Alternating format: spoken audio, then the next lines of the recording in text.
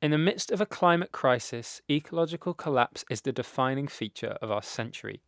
In this context, media companies have more environmental responsibility than ever, both for the quality of environmental messaging in their art and for their business practices. So today we will look at the effective messaging of WallE and the problematic business that distributes it, Disney. First, we will look at how WallE builds its title character before looking at how it critiques consumerism's effects both on the planet and ourselves.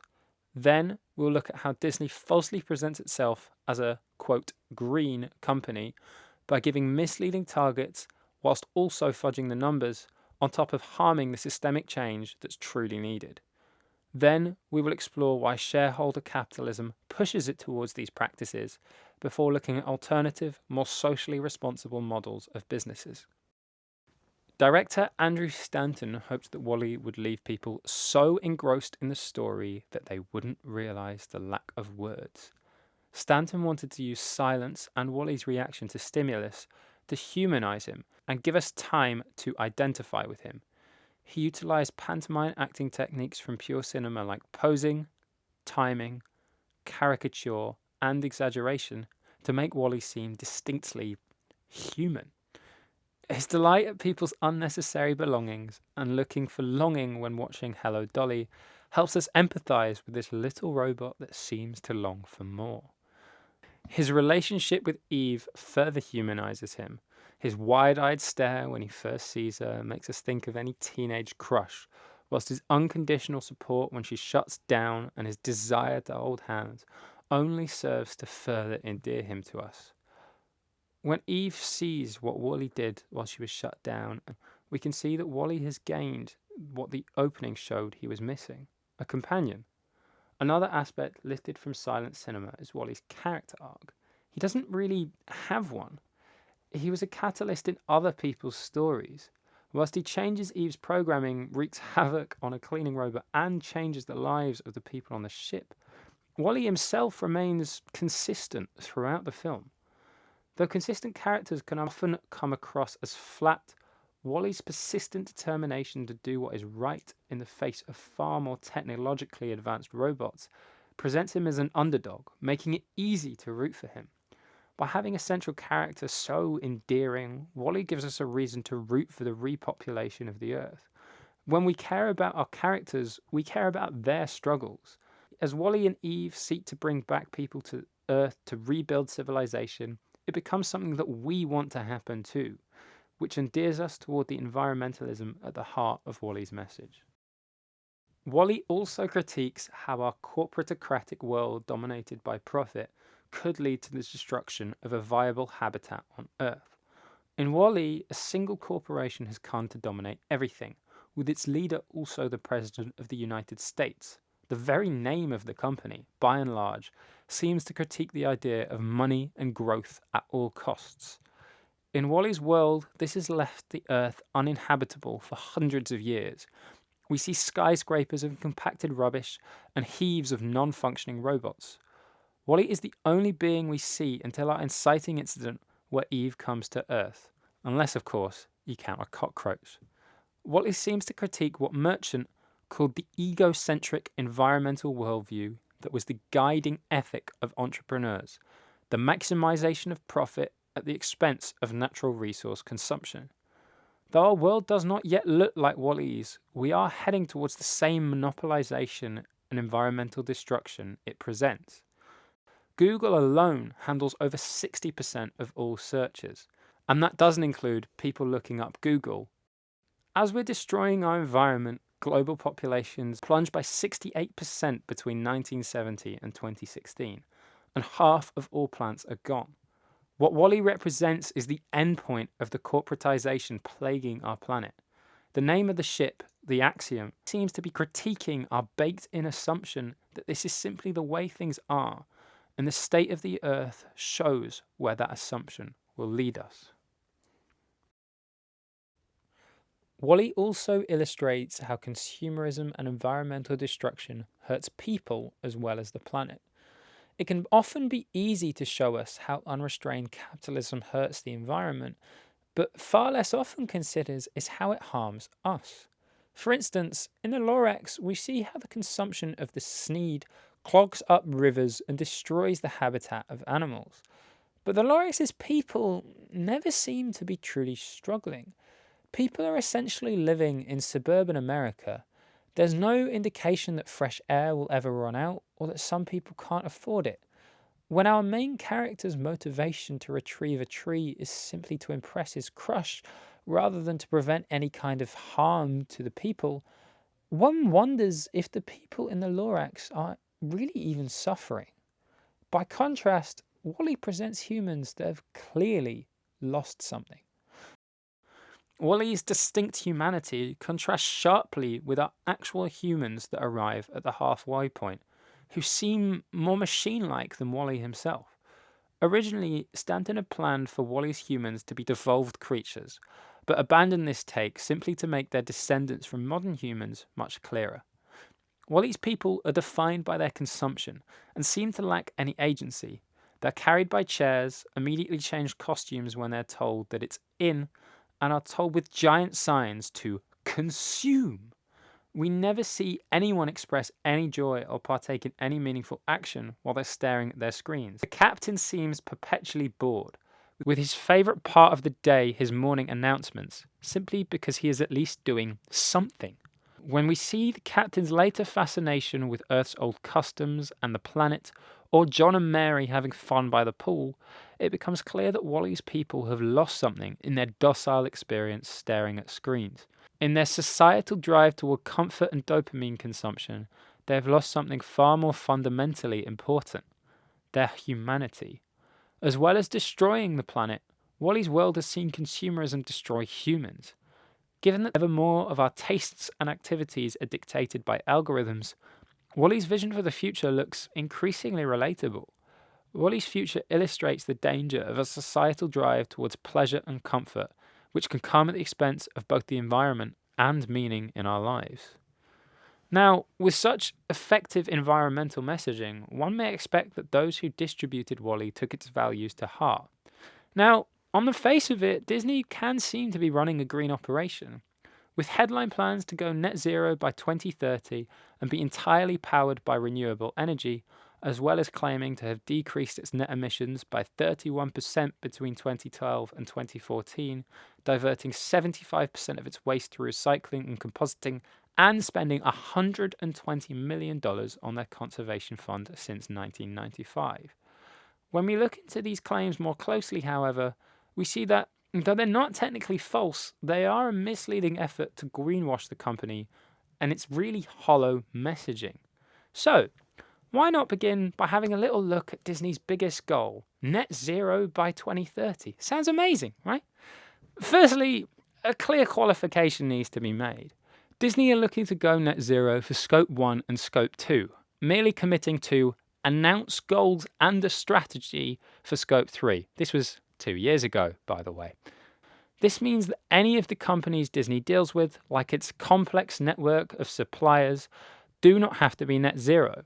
So any of Disney's suppliers, like those factories with nightmare conditions in China, are excluded from Disney's net zero targets. Whilst Disney promises to systematically address the environmental impact they have with suppliers, they're notably light on detail or any official targets, and have not provided any updates since they laid out their goals. Disney's Scope 3 emissions are estimated to be 11.4 times higher than their Scope 1 and Scope 2 emissions in 2020. In reality then, their pledge for net zero Scope 1 and Scope 2 is only a pledge to reduce a small slice of the emissions generated by their business practices. Even when we look at Disney's target of net zero emissions by 2030 within the context of Scope 1 and Scope 2, many of the practices Disney are employing lead to misleading figures. Much of the way Disney reaches net zero is through carbon offsetting. The most common way that Disney does this is through forest conservation, which is where that $120 million over the last 27 years comes in. Firstly, it's worth noting that $120 million is about 1.15% of the profits they made in 2019 alone. Disney claim that their spending helps prevent forests from being cut down, thus preserving carbon-absorbing mechanisms. However, As a case in Bethlehem, Pennsylvania illustrates, these projects are not what they're marketed to be. Disney claims its hundreds of thousands of dollars are preventing the city from aggressively harvesting a forest that surrounds its reservoirs. In reality, the Hawk Mountain Sanctuary Association, which controlled the land and protected it for 85 years, had no intention of cutting the forest down. Though the additional revenue did help the organization plant some saplings, the vast majority of the official carbon offsets gained by Disney were based on a premise that simply wasn't true. This is the case for most carbon offsetting schemes, which vastly overstate their claimed environmental impact. Disney purchased over 1 million metric tons of offsets in 2017, 2018, and 2019. Given that its self-reported Scope 1 and Scope 2 emissions were 872,000 tons in 2020, which, by the way, was helped by COVID, and we can see that Disney's true net emissions are far higher than they claim. This offsetting allows Disney to continue programs like its VIP World Tour, which costs $110,000 and emits 20 times more carbon per guest than the average person in a low-income country does in a whole year. In reality, carbon offsetting helps Disney provide misleading figures whilst avoiding reducing emissions at the expense of profit. On top of making it seem like it's making a far bigger commitment than it is, and providing faulty solutions to meet these commitments, Disney is also doing something far more sinister. It's actively lobbying against genuine, far-reaching climate action. Most importantly, Disney lobbied against Biden's US climate, which proposed spending $3.5 trillion to transform US energy infrastructure to be more environmentally friendly, with an aim of net zero by 2040. For context, US net carbon emissions were 4.8 billion in 2021. So whilst Disney claims to be reducing 872,000 tons of carbon emissions per year, it is actively trying to prevent the removal of an amount 220,000 times as big. This, more than anything, exposes where Disney's priorities truly lie. Their shareholders. What Disney represents is the very thing critiqued by WallE: corporate greed, with their environmental activities aimed solely at benefiting their bottom line. Now, to give some credit to Disney's management, they are effectively forced to do this by their nature as a public shareholder company. Take toy manufacturing, one of their largest sources of carbon production. The Disney company's consumer product unit was the world's top licensor in 2021, with 56.2 billion in retail sales, over 4 times higher than its biggest ever annual box office sales of 13.1 billion in 2019. In a hypothetical scenario where management decided to only produce sustainable toys, profits and share prices would plummet and its board would simply be replaced. Even if Disney abandoned toys, it may still be difficult. Take Dr. Seuss, who claimed that he would, quote, rather go onto the Guinness Book of Records as the writer who refused the most money than exploit his stories with merchandising sales. However, he ran into companies producing cheap knockoffs, so found it easier to trademark, where you are forced to sell, than to copyright. Therefore, we instead receive piecemeal announcements, like using plastic-free packaging for still very much plastic dolls. It can seem as though Disney's management is consigned to the corporate greed so maligned in WallE. All this begs the question, is there an alternative structure or policy that media companies can take? Or are we doomed to companies simply presenting themselves as green without any deeper meaning? Arguably, a solution can be found in the example of Blue Zoo, which is the first B Corp animation company. A B Corp is a company certified by the non-profit B Lab, which uses 170 metrics to look at the triple bottom line, a term coined by Elkington, which means a company's economic performance, how it performs on social justice, and its impact on the environment. Essentially, the company reaches the highest standards of social and environmental impact. Blue Zoo has a target of reducing its total, not net, emissions by 42% between 2021 and 2028 through a variety of measures, including more working from home, getting stationery secondhand, and encouraging veganism. Environmental sustainability also does not have to be consigned to small production companies. For instance, look at initiatives like Albert, which aims at reducing the environmental impacts of production. Netflix, the BBC, ITV, and Channel 4 all partner with Albert to assess how the impact of the environmental productions can be reduced before they are even commissioned. Whilst Disney has begun to make some progress, like partnering with Green Eyes Production on Marvel's Moon Knight, they are still a long way behind the aforementioned competitors. So whilst Disney's management are constrained in some ways, there could be vast improvement, which would not necessarily hurt their bottom line. When watching WallE, it's hard not to be taken in by the beauty of the film.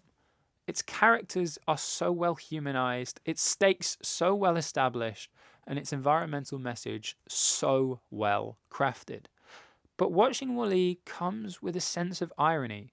This beautifully crafted message is distributed by a company that is driving us towards the very future that WallE presents.